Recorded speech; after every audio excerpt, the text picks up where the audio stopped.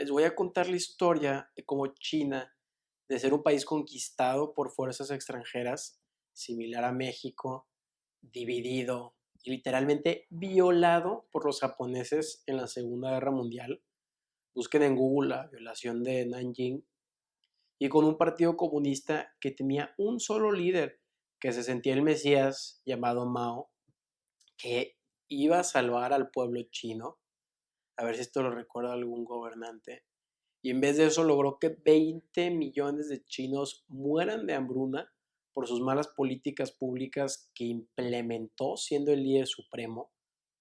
¿Cómo de eso pasamos a una China que es una superpotencia, que tiene el segundo Producto Interno Bruto más alto del planeta, que durante los últimos 30 años ha sido el país con mayor crecimiento económico y tiene gigantes como Huawei, Lenovo y Petrochina, que llegó a romper el récord de valer $1 trillón? Pemex. Y Xi Jinping, su líder, es el hombre más poderoso del mundo. Entonces, ¿qué pasó en el transcurso de Mao hasta ahorita? Solamente piensen en esta estadística por un momentito. De acuerdo al Banco Mundial, más de 850 millones de chinos han salido de la pobreza extrema, del 88% en el 81 a 0.7% en el 2015. En cambio, de acuerdo a la Coneval, el 41.9% de la población mexicana está en pobreza y en 10 años solamente se ha disminuido un 2.5%. En 10 años. Entonces, en este episodio de Maciosare hablaremos acerca de cómo China, que también tiene el trauma de conquistado, logró superar su pasado y cómo México puede aplicar. China, como México, también tiene una historia de conquista por parte de Inglaterra, Francia y Japón, como le habíamos dicho anteriormente. Las guerras de opio y luego en la Segunda Guerra Mundial, Japón conquistó las costas chinas y el mismo ejército imperial japonés mató y violó alrededor de 300,000 civiles desarmados en Nanjing. Después de ese tipo de humillación, China canalizó su historia para unificar el país. Ahora, ¿cómo unificas un país dividido? Teniendo un enemigo común para unir fuerzas. De acuerdo a un experimento hecho en los años 50, juntaron a 22 niños en un campamento de verano en Oklahoma y luego los dividieron en dos grupos. Por varios días, los dos grupos hicieron su propia bandera y se llamaron las águilas y las víboras.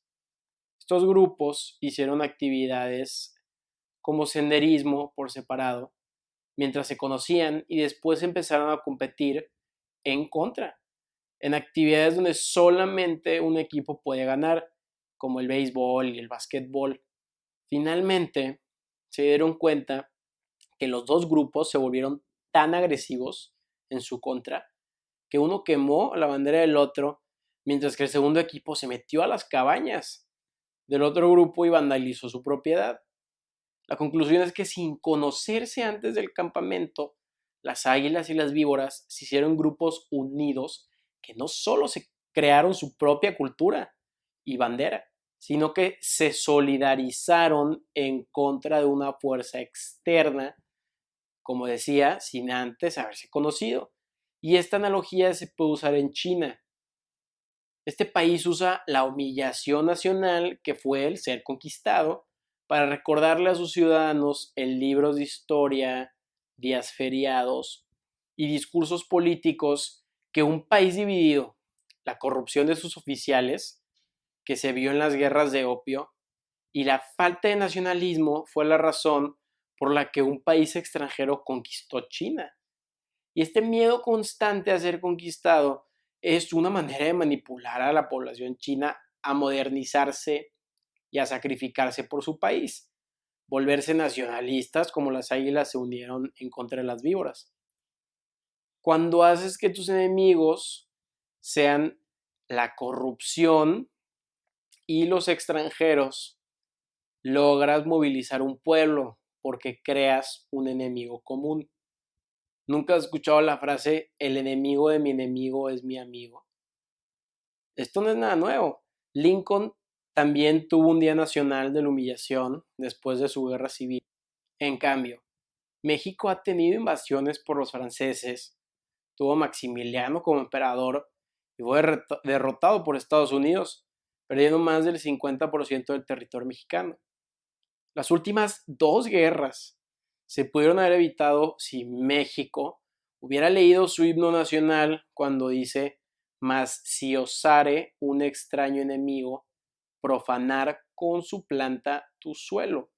Pero los mexicanos no se unieron porque estaban peleándose entre sí.